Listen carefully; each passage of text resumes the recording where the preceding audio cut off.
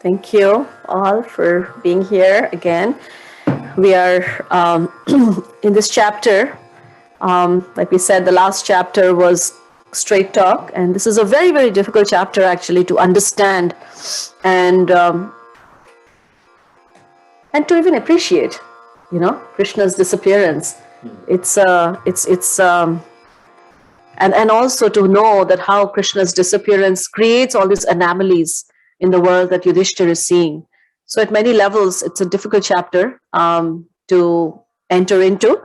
But, we will, because we are all together, it'll allow us to enter into this chapter, which is basically titled The Disappearance of Lord Krishna. Hey, Amritwani, can you allow me to share the screen? Can you make me the co-host, please?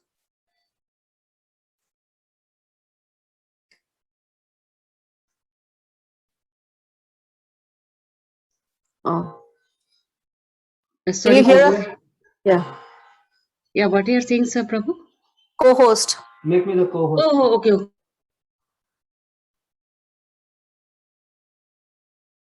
You can share, no? Which one is it? Chapter 14, is it? 14. I did, Prabhu. Thank you. Yeah.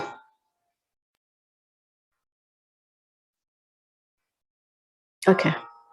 Om Namo Bhagavate Vasudevaya. Om Namo Bhagavate Vasudevaya.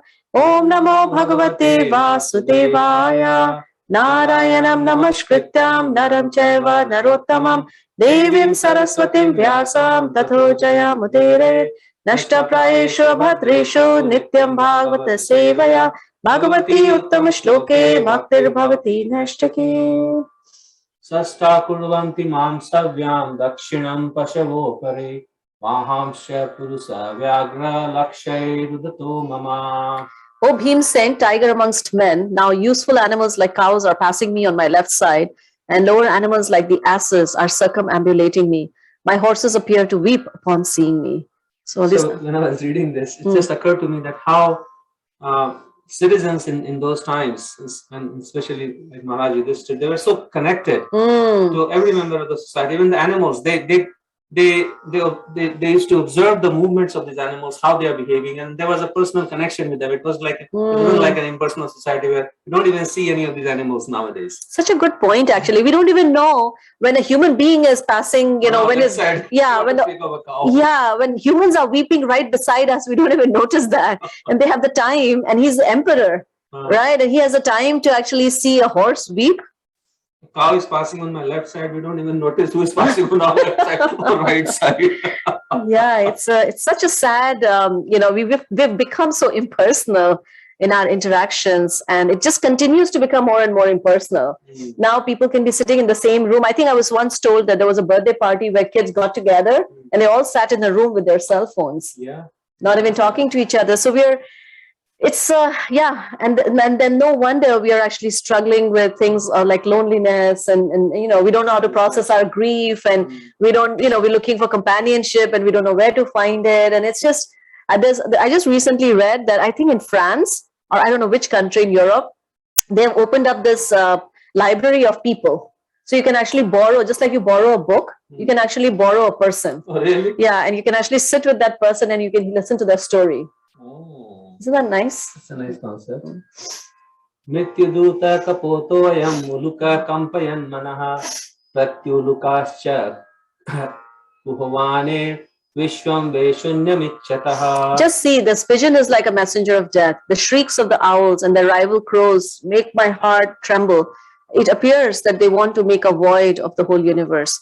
So like we mentioned yesterday, this is also a science of signs and omens, which is part of the Vedic knowledge, where people could actually, even growing up, like, there are people, around us would look at different signs and omens and say, this means this and this means that, So obviously, Maharaj Yudhishthira looks like he knew that how different things happening in the world, they're not random. And they're an indication of something that we're not doing right. Like for us, like the climate change is like staring at our face, but we don't even see something that's staring at our face.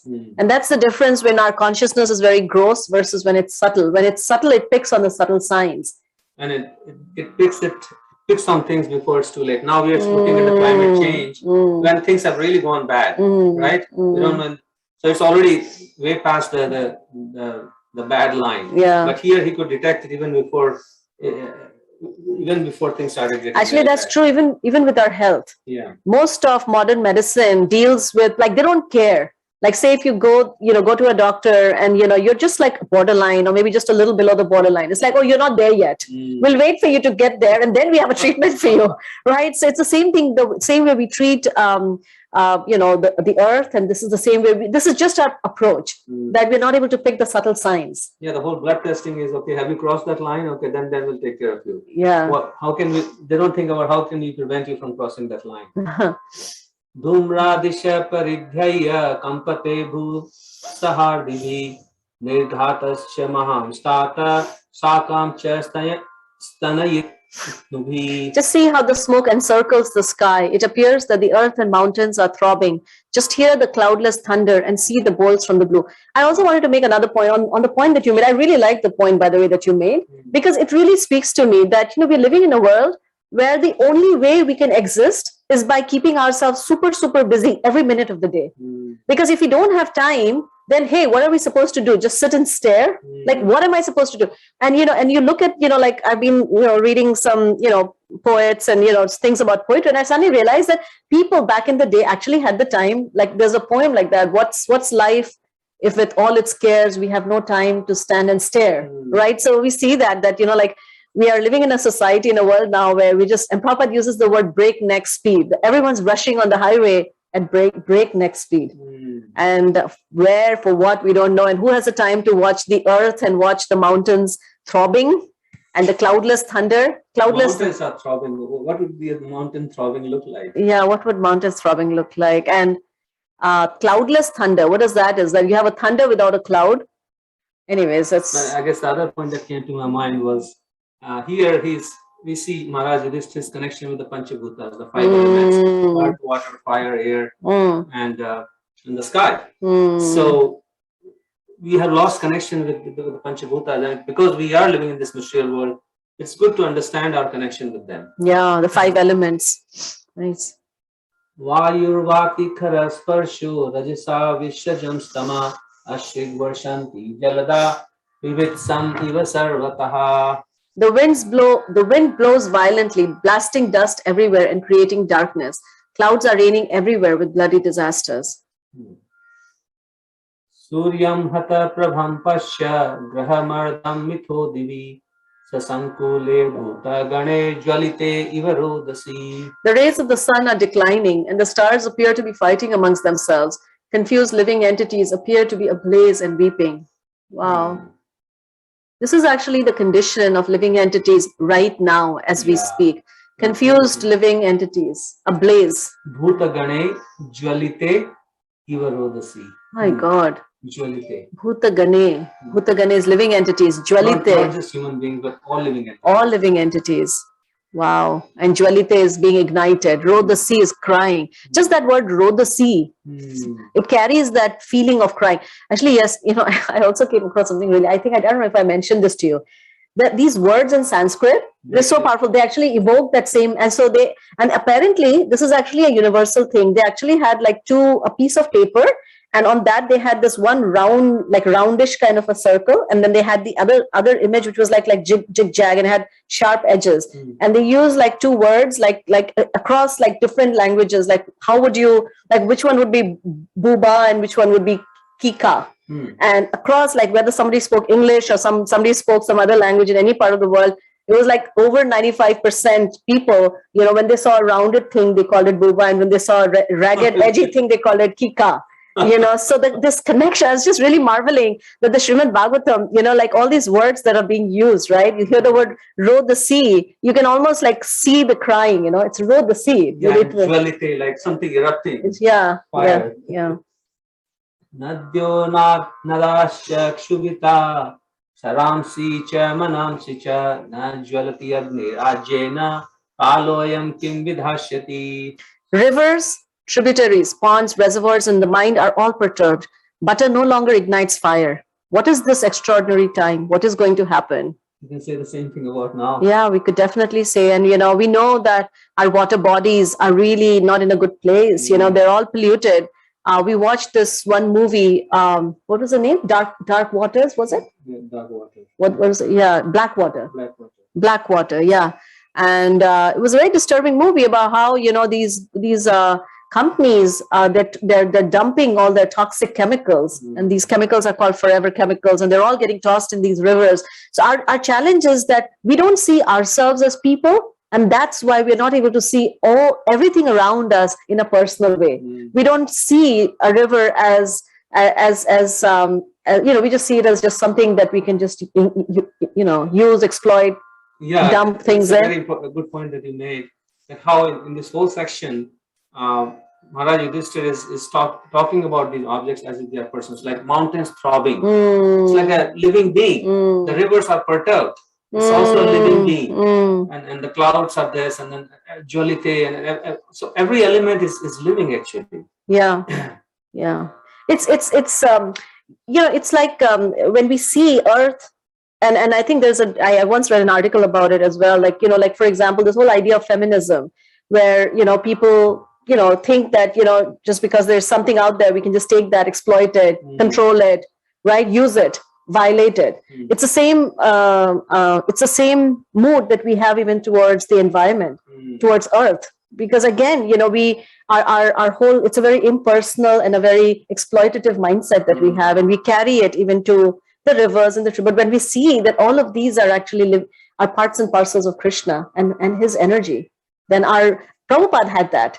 Prabhupada was so particular about how he treated Krishna's energy. There's a story of how he would go for a morning walk, and then one time as he was walking by, there was a house. Like sometimes when you're walking, you see there's a house and they have a hose, garden hose, and then there was water that was dripping out of the tap, the faucet, even after the faucet was closed. So Prabhupada actually walked over to their, you know, front yard and entered into the space where there was a faucet in the hose and all that. And he turned off the faucet.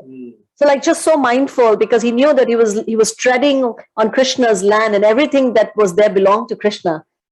So that sense of how to treat everything. I guess the other point just came to my mind was, because Maharaj Yudhishthira's consciousness was so high, he could recognize any slight change in all these elements. He was concerned about the mountains throbbing. He was concerned about the rivers and ponds being perturbed.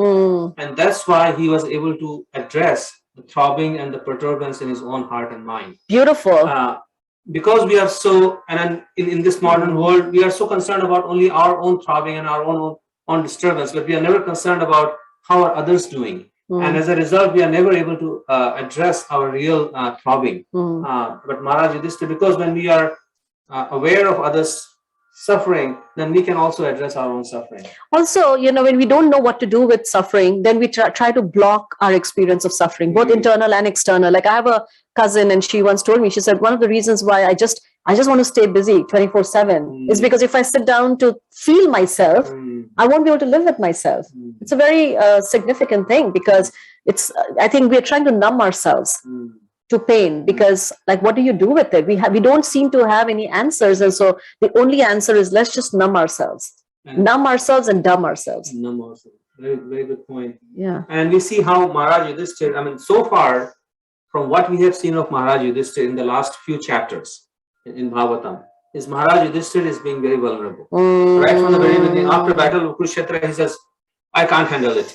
And here also, he's just displaying his heart that I'm so disturbed because I see disturbance all over. This doesn't look like the making of a king. I know. You know, where is his masculinity, right? I know. And this is how he's introducing himself. Na pivanti stanam vatsa na duhanti cha matara rudanti ashru mukhagavo na hishyanti rishabhavraje. The calves do not suck the teats of the cows, nor do the cows give milk. They're standing crying, tears in their eyes, and the bulls take no pleasure in the pasturing grounds. Wow. So all these are important aspects of the society. Actually. All these animals, all these plants and animals he's talking about, there's an intimate connection with us. Devatani rudanti va svidanti hi uchchalanti cha ime janapada grama purodhyanakarashamaha prashtashriyo nirananda kimagham darshayanti naha. The deities seem to be crying in the temple, lamenting and perspiring. They seem about to leave. All the cities, villages, towns, gardens, mines, and hermitages are now devoid of beauty and bereft of all happiness. I do not know what sort of calamities are now awaiting us. So we have to also remember this is right at the beginning of Kali Yuga, right? So he's this is actually continuing in one sense, right? These calamities are just we have in our lifetime, we have seen a calamity that will be spoken of generations to come. I know this corona calamity. Yeah, the masking of, like everyone has a mask now. And, we've all, I mean, these ideas of social distancing and masking, these are things that are going to continue at one level or the other. And it's increasing our disturbance of our mind, right? And Prabhupada makes a point that the deities in the temples, they are not just statues, stone statues, they are actually material representation, or they are manifestation of Krishna himself. And there's no difference between Krishna and the deity of Krishna, because that is Krishna's Arsha Avatara. Because we cannot see spirit, so Krishna mercifully appears in these different deity forms, so we can serve him. Manya ete mahotpate nunam bhagavata pade ananya purusha shribhir hina bhurhataso bhaga. I think that all these earthly disturbances indicate some greater loss to the good fortune of the world. The world was fortunate to have been marked with the footprints of the lotus feet of the Lord. These signs indicate that this will no longer be. I was just thinking that even now, the earth, the good fortune of this earth is that, Prabhupada just walked on this earth, some years ago. And there are so many wonderful, wonderful devotees who are walking this earth right now. But once they leave, the earth will no longer be this fortunate. And we have somehow, our generation has somehow been the very fortunate recipient of those great souls. It's a very beautiful point. I guess good fortune comes from our connection with Krishna. That's how he's making this point, that good fortune is gone because Krishna's footprints are no longer there. So there's a direct connection between good fortune. If you want good fortune, then the easiest way is to connect with the lotus feet of Krishna and his devotees. Iti chintayatastasya drishtarishtena chetasa ragya pratyagamat brahman yadu purya kapidvajaha. O Brahmana Shanaka, while Maharaj Yudhishthir, observing the inauspicious signs on the earth at that time, was thus thinking to himself, Arjuna came back from the city of the Yadus, Dwaraka. Arjuna had gone. Arjuna is called, interesting name for Arjuna, I never saw this before. He's called Kapidvaja. Why Kapidvaja? Because on Arjuna's chariot was the flag of Hanuman. Hanuman is known as Kapi, or because Kapi means what? Kapi means monkey, right? So one who has Hanuman on his chariot is Arjuna. Interesting name. Very nice, huh? Kapidvaja. Text 23. Tam padayo nipatitam ayatha purvam aturam adhovadanam abindum sijantam nayana jayo. When he bowed at his feet, the king saw that his dejection was unprecedented. His head was down and tears glided from his lotus eyes. Vilokyodvigna hridayo vichayam anujam nripaha vichati sma suhin madhe samsmaran naraderitam. Seeing Arjuna pale due to heartfelt anxieties, the king, remembering the indications of the sage Narada, questioned him in the midst of friends. Yudhishthira vacha kachit anartha puryamna swajana sukhamasate adu bhoja dasarharha satvam dhaka vishnayah. Maharaj Yudhishthira said, my dear brother, please tell me whether our friends and relatives such as Madhu, Bhoja, Dasharha, Arha, Satvata, Andhaka, and the members of the Yadu family are all passing their days in happiness. These are all the names of, next few verses will have the names of the great leaders and great devotees of the Yadu dynasty in which Krishna appeared. So these are all residents of Dwarka, and then Yudhishthira Maharaj is remembering them. I was also thinking that sometimes when people become spiritual or try to become spiritual, they think that we have no more anything to do with someone's material well-being or whether they are, whatever they're going through. But as I'm hearing him speak about their well-being and their happiness, I was also reminded of Sanatana Goswami, who actually gave up everything, and they were living under a tree every single night and just taking a little bit of buttermilk every 2-3 days and writing all these bhakti literatures. But every time they would go into a village, they would inquire about the well-being of the cow and whether the cow had given birth to a calf, and whether their child was doing okay. And if the child wasn't doing okay, then Sanatana Goswami would actually tell them things that they some remedies. So personal. So we, in the name of spirituality, when we give up our personalism and soft-heartedness, and we've sort of lost something in the process. Because sometimes you see like relatively new devotees full of enthusiasm, and they think, oh, now I cannot speak about anything else. And you see them like, they have their ears plugged in with some ear pods because they don't want to hear anything, don't want to talk about anything. And they think that spending time asking about these mundane things is a waste of time. Right? Shuro matamaha kachit swastyaste vatamarisha matula sanuja kachit kushali anakadundhuvi. Is my respectable grandfather Surasen in a happy mood? Are my maternal uncle Vasudev and his younger brothers all doing well? Surasen was the name of Kunti's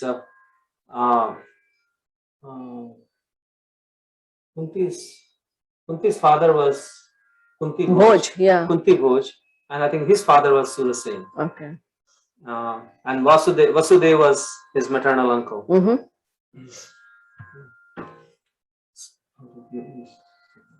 Okay, I think it's 10:30. Let's see, where should we? Yeah, it just continues on asking about different family members. So we'll just stop here then. Huh? Okay, so we'll stop here and hear from you guys.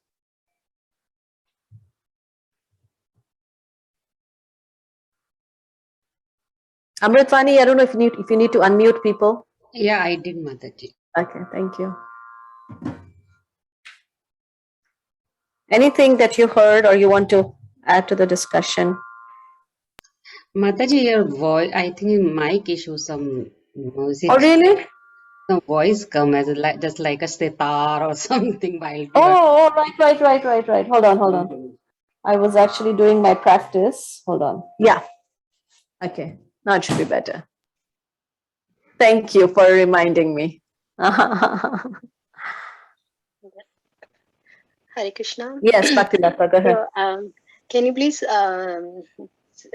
say more about, because like one sentence you said was like, because we are not treating ourselves personally, so all this it extends like the impersonalism is seen everywhere. Yeah, I think that is Prabhupada's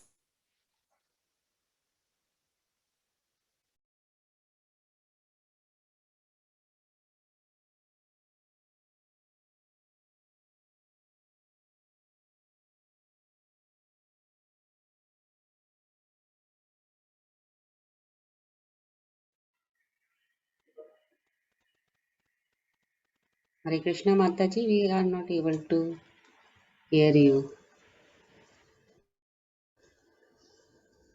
I think internet issue.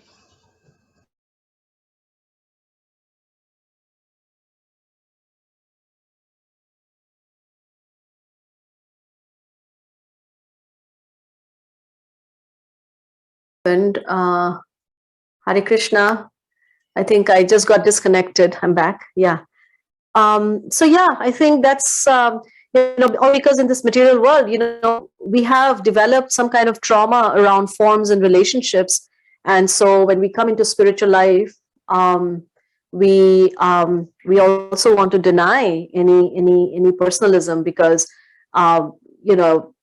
we've been burned so much by this idea of being a person and other people being a person and also engaging in relationships. And Radhanath Maharaj says this. He says that it's much easier for us to go to the Himalayas and sit in a cave in a cold place and just practice austerities in meditation than it is to actually coexist and live with others and engage in services with others, because that's when we have to really address our impersonal heart, and we have to really struggle with our false ego, and we have to really learn the art of unconditional love and so many things, gratitude.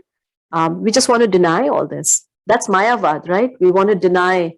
The whole Mayavad understanding is that I'm going to use the deities, I'm going to use the holy name, I'm going to use the guru to climb a ladder. And once I have climbed the ladder, I'm just going to kick off the ladder because I don't need that anymore. So that's the Mayavad understanding. The personal understanding is that we're always in a relationship. Krishna is always in a relationship. So the more we take time to establish or reconnect with in our relationship with ourselves, and more importantly, our relationship with Krishna, then we can actually see. I've seen one quality or one attribute I've seen amongst all the wonderful devotees who inspire me so much in my bhakti life. The one outstanding quality is their degree of personalism, and how they're able to find time in the middle of so much to be personal. Like right now, I read, Lokadhyaksha and myself, we read to my Guru Maharaj, my spiritual master, once a week, a book, any book that he chooses. We just read to him for 1 hour. And it's amazing, like even in the course of that reading, like yesterday, he wanted to know which school I went to. He wanted to know what kind of school it was, what languages I studied, how come I speak English the way I do, this, that. I mean, it's like somebody would say, well, what's the value of like someone like me? And he wants to know, but this is personalism. This personalism. So yeah. Thank you. I have a reflection. Can I? Yeah, please. Love to hear your reflection. So yeah, when you said, like, they say, right, like Krishna lotus feet he was walking the earth, and then now that Krishna departed, the lotus feet is we are not able to associate with that. Like, so I was thinking that one time in Guru Maharaj lecture, he was saying, what does this lotus feet mean? Like, it means both his instructions and also the physics, like the spiritual the feet, the lotus feet, specifically because he being a person, like he has a feet. So and then the conceptually, like for us, like the conditioned mind, like we need something to wrap around that concept, right? Like so I was thinking that instruction, holding on to the instruction of the of spiritual master or Krishna is more comprehensible. Mind can wrap around it. So I was thinking, like, how that instruction is also gone with his disappearance, like so that the lotus feet is gone means, like, we are not following his instructions. Yeah. Like, he says, right, like, do this, be humble, like, gratitude, all those little instructions in Bhagavad Gita and Srimad Bhagavatam. Like, if we follow that itself means that we are holding on to his lotus feet, and which is so that really touched me. Nice, beautiful, Bhaktilata. Thank you. Yeah, that's very beautiful. And then within that, even though sometimes it may seem that simply following instruction, where is the personalism there? But to the degree we put our heart in there, we will actually experience the personal presence of our spiritual master and all the acharyas through that dedication and commitment to following the instructions of the spiritual master. Very nice. Anybody else? Yeah, I wanted to. Amrita. So just like looking at these symptoms of Kali Yuga, like the way like the water is not as pure, or people's thoughts are not as pure. Just trying to resonate with that. Like, we've been in it actually for so long that that has become like our normal, because like if our perceptions have been tainted the same way, so we don't even know what it's like to have pure water, or what it's like to see purity in other people, in their mind. So in that sense, like in Krishna consciousness, we're trying to kind of unlearn those things to be able to get purified, so we can see that clarity. Nice. Yeah, that's true. It's just this whole uncovering, and we don't know, like, for example, love, overused word, but we don't know, we have no idea what love is. We have no idea. When we hear about the gopis and also the great devotees, the acharyas, and their level of love, then it's like, oh. And even then we're just hearing about it, it's so theoretical for us. What's gratitude? What does it mean to have this degree of gratitude? That the other day I was hearing that a cowherd boy says that if I can simply just take just for the ability to take a plate of laddus, a plate of sweets for Krishna, I'm willing to die like 1,000,000 times over. Mam janmani janmani ishware, that let me just keep taking birth after birth after birth, just so that I can serve you. These are feelings that we can read about them, but we have no access to them. So yeah. We can develop a desire for that feeling. We can pray for it, that I'm tired of this transactional world, right? I'm tired of always being in this transactional mode. And then we can try to develop it. Thank you. Anybody else? I have a question, Mataji. Yeah. Yes, Delia and then Radhika. Oh, Radhika, do you want to go ahead? Okay, thank you. Yeah. So we're talking about Krishna leaving and this intense process of mourning and grief that the entirety of, everyone and everything is feeling, human, animal, nature, everything. But what about the notion that Krishna, or that, I don't know what the precise word here would be, God or Param Satya, I don't know, Bhagavan, it doesn't leave ever, because like there's a sense where, like here in Kali Yuga, we're talking about two things that both seem to be true, which is that here in Kali Yuga, Krishna is, he isn't here on this earth, right? But we all know that Krishna is here at some other level, because we're all trying, to connect with Krishna more. How can we understand that? That's a very good question. That's a very good question. Your question is that, Krishna is leaving, but Krishna is already here, and he will always be here. And so what does this mean? I think I would like to hear from others. What is your understanding of this question? Anybody wants to? Hare Krishna ji. Yes. I had the same question, and I was thinking that it is more relative. Like you're seeing him pratyaksha right in front of you, versus not seeing him. And for us, it is more relative. We've never had the opportunity of seeing him around with us.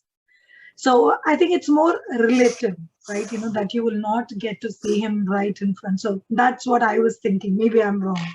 No, nice, very nice. Yeah, you'll still not get to see, even though. Okay, anybody else? I think that the point when we're reading like the relation between Krishna's departure and everything that goes on, while that's happening, is just to show us that when, if Krishna leaves, what were to happen. So in that sense, it is an illusion, but it's also created by Krishna, because Krishna never really leaves. But that is something for a pure devotee or someone who really knows that confidential knowledge to actually understand that Krishna has always been here. Very nice. Yeah. Yeah. Okay. That's nice. Yes, Radhika, go ahead. I was also thinking that even though Krishna leaves, but Krishna is always there, as Delia is bringing that out. But at the same time, there's so much of interconnectedness. I wanted to bring that point out, that there's a both side to it. There's a personal side of feeling sad when Krishna is leaving and seeing things around. But at the same time, this concept that a neophyte devotee only sees Krishna in the deity form and he doesn't see anywhere else. You can also understand it with this concept, because I think Krishna leaving, we'll feel sad because of the personal aspect of bhakti. But at the same time, only seeing Krishna in that deity form or in that person is also not.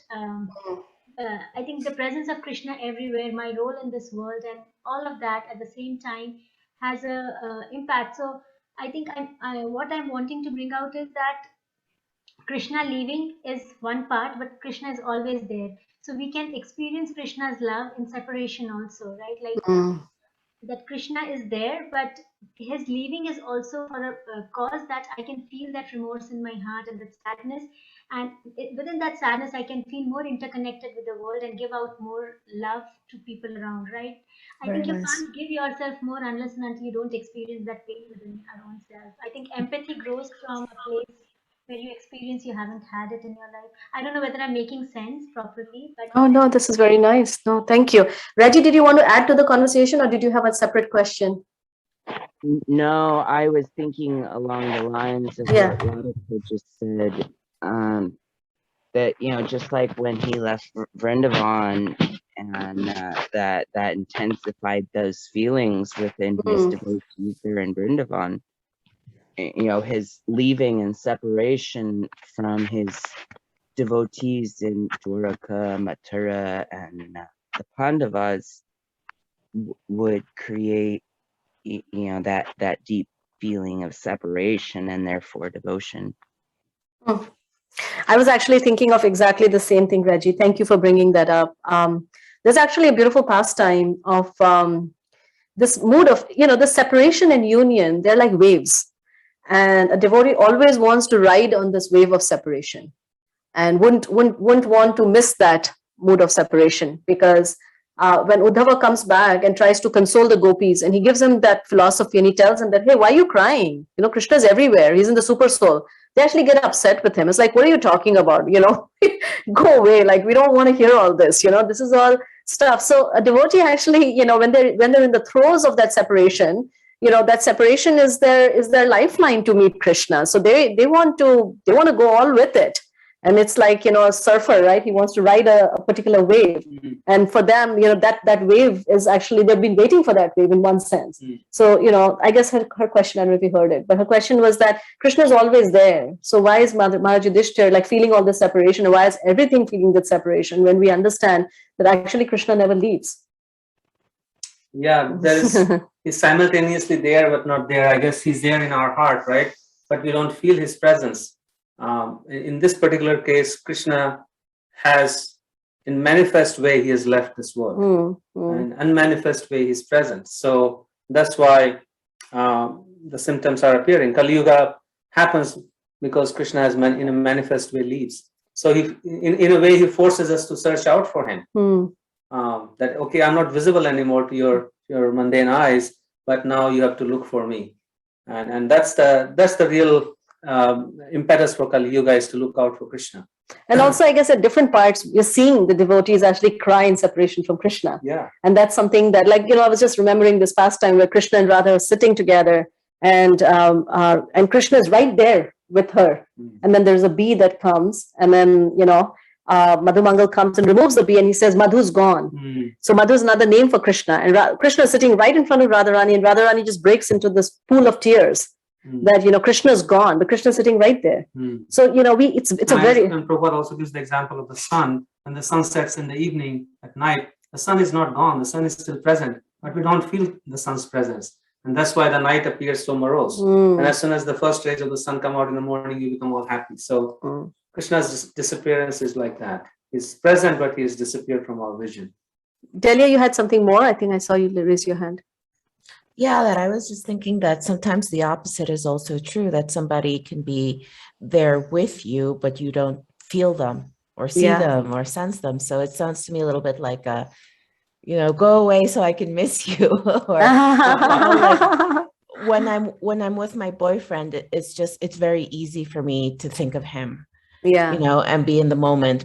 But when he's gone, that's kind of a proof, like, am I going to think of him or am I not?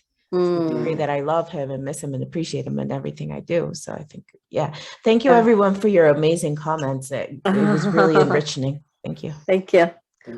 Okay, so we'll now get into our chanting.